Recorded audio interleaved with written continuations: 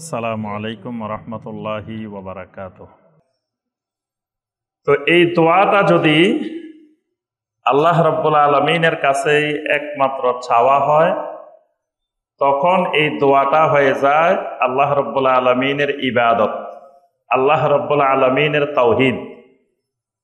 কিন্তু দোয়া যদি আল্লাহ রাব্বুল আলামিন ছাড়া অন্য কারো কাছে করা হয়, তখন এটা দুই ধরনের হতে পারে।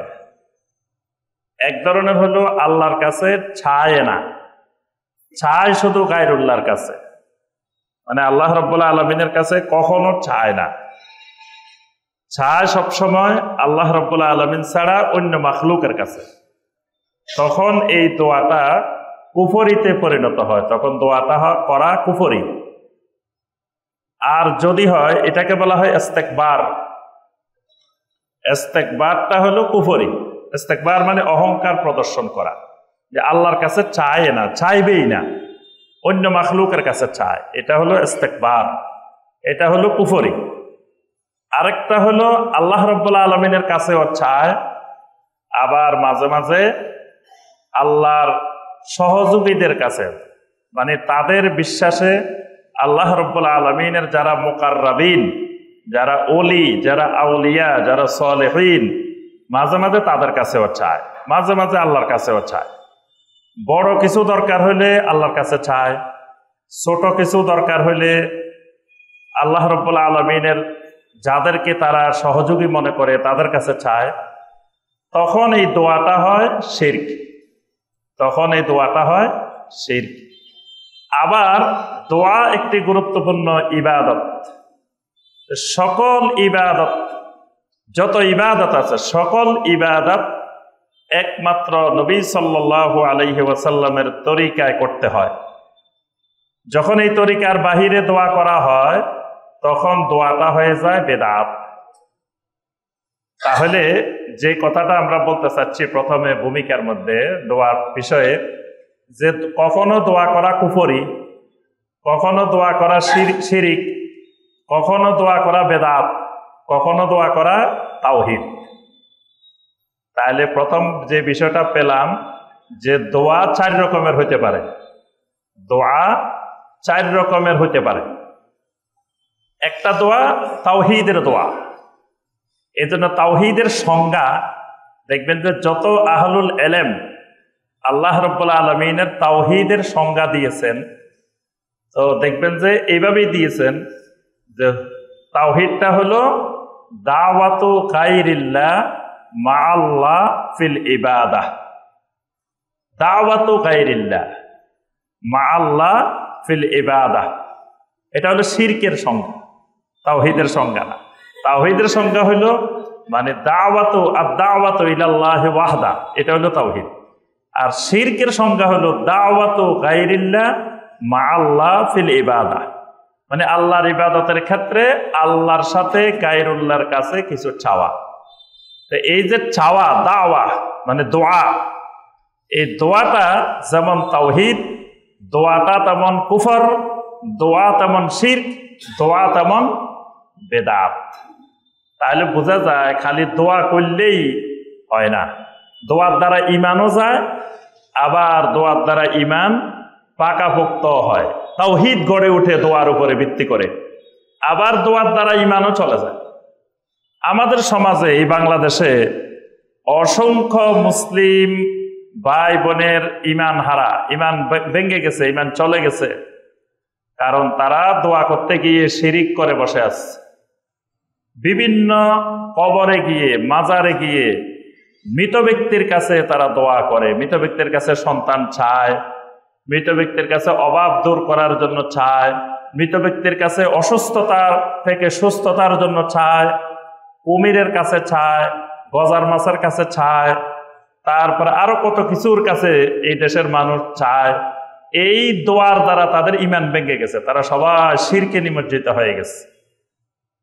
তাহলে দোয়ার দ্বারা যেমন তাওহীদ হয়, দোয়ার দ্বারা কুফরি হয়, দোয়ার দ্বারা শিরিক হয়, দোয়ার দ্বারা বেদাত হয়। যেমন সলাতুল জানাজা, সলাতুল জানাজাটা একটা দোয়া। সলাতের কয়েকটা অর্থ আছে, সলাতের কয়েকটা অর্থ। সলাতের আবিধানিক দৃষ্টিতে সলাত কয়েকটা অর্থে ব্যবহার হয়, শরীয়ী দৃষ্টিতে সলাত একটাই। আবিধানিক দৃষ্টিতে সলাতের অর্থ দোয়া, সলাতের অর্থ রহমত, সলাতের অর্থ ইস্তিগফার, সলাতের অর্থ তাসবিহ।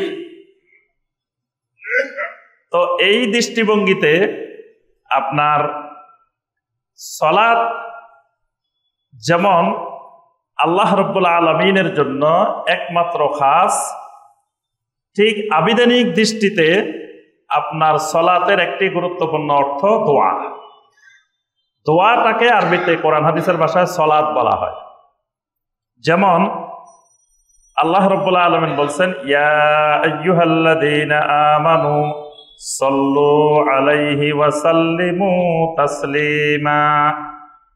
হে ঈমানদারগণ, তোমরা সল্লু আলাইহি, আমার নবীর উপরে সলাত পেশ করো। সলাত, নবী সাল্লাল্লাহু আলাইহি সাল্লামের জন্য যদি আমরা নামাজ পড়ি 2 রাকাত, আল্লাহ বলছে সল্লু আলাইহি, সলাত আদায় করতে বলছেন। তা আমরা যদি শরঈ যে সলাত, এই 2 রাকাত সলাত যদি নবী সাল্লাল্লাহু আলাইহি সাল্লামের জন্য পেশ করি, ঈমান থাকবে? থাকবে না, সাথে সাথে শিরক, ঈমান চলে যাবে। তা আল্লাহ যে বলছেন সলাত, এই সলাত মানে দোয়া, এই সলাত মানে দোয়া। নবী সাল্লাল্লাহু আলাইহি সাল্লামের জন্য দোয়া করতে বলছেন। এই দোয়া আজানের পরে ওয়াবাসহু মাকামাম মাহমুদানিল্লাযী ওয়া'আতা আতি মুহাম্মাদানিল ওয়াসিলা আল্লাহুম্মা সাল্লি আলা মুহাম্মদ, এগুলা সবগুলা হলো সল্লু আলাইহি, নবী সাল্লাল্লাহু আলাইহি সাল্লামের জন্য দোয়া। তা আমি যে কথাটা বলতেছিলাম যে দোয়া এটি এমন একটি ইবাদত, এটা সুন্নত পদ্ধতিতে করা লাগে। সুন্নতের বাহিরে দোয়া করলে এটা বেদাতি দোয়া হয়ে যায়। সলাতুল জানাজা আদায় করলো, এটা সুন্নত, মানে সুন্নত পদ্ধতিতে আদায় করা হয়েছে। সলাতুল জানাজা ফরজে কিফায়া, কিন্তু সলাতুল জানাজার পরে যদি আবার সবাই মিলে ইমাম সাহেবের নেতৃত্বে আবার মোনাজাত করে, দোয়া করে, তখন এই দোয়াটা হয়ে যায় কি বেদাতি দোয়া। এরপরে দেখা যায় কোনো জিকিরের মাজলিসে বসলো, জিকিরের মাজলিসের পরে সম্মিলিতভাবে দোয়া করলো, তখন এই দোয়াটা হয়ে যায় বেদাতি দোয়া। এইরকম আরো বিভিন্ন জায়গায় যেখানে নবী সাল্লাল্লাহু আলাইহি ওয়াসাল্লাম কোন দোয়াকে ইবাদতের আগে বা পরে সম্পৃক্ত করেন নাই, আমি সেটা সম্পৃক্ত করে দিলাম। বা নবী সাল্লাল্লাহু আলাইহি ওয়াসাল্লাম যেই ইবাদতের পরে দোয়াটা যেই পদ্ধতিতে করেছেন, আমি সেই পদ্ধতিতে বাদ দিয়ে আরেকটা পদ্ধতিতে করলাম। হয়তো নবী সাল্লাল্লাহু আলাইহি ওয়াসাল্লাম করছেন এককভাবে, আমি করলাম জামাতবদ্ধভাবে, তখন এই দোয়াগুলো হয়ে যাবে বেদাতি দোয়া। মা বাবার জন্য দোয়া করা সওয়াবের কাজ, কিন্তু মৃত্যুবার্ষিকীর দিনে যদি নির্দিষ্ট করে আজকে আমার মায়ের মৃত্যুবার্ষিকী, বাবার মৃত্যুবার্ষিকী, দোয়া করলাম, তখন এই দোয়াটা হয়ে যাবে বেদাতি দোয়া। তাহলে দোয়া সম্পর্কে জ্ঞান অর্জন করা একজন মুসলিমের জন্য ফরজ। জ্ঞান না থাকলে দোয়ার দ্বারা কুফরি হয়ে যেতে পারে, দোয়ার দ্বারা শিরিক হয়ে যেতে পারে, দোয়ার দ্বারা বেদাত হয়ে যেতে পারে। এজন্য দোয়ার গুরুত্ব অপরিসীম।